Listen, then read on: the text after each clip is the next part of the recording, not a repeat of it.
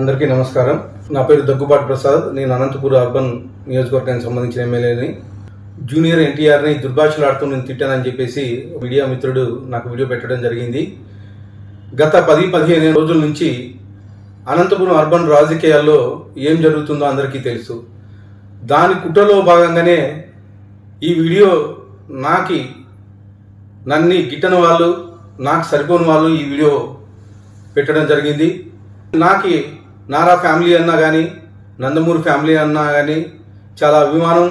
నేను చిన్నప్పటి నుంచి నందమూరి ఫ్యామిలీ అభిమానిగా పెరిగినోడిని.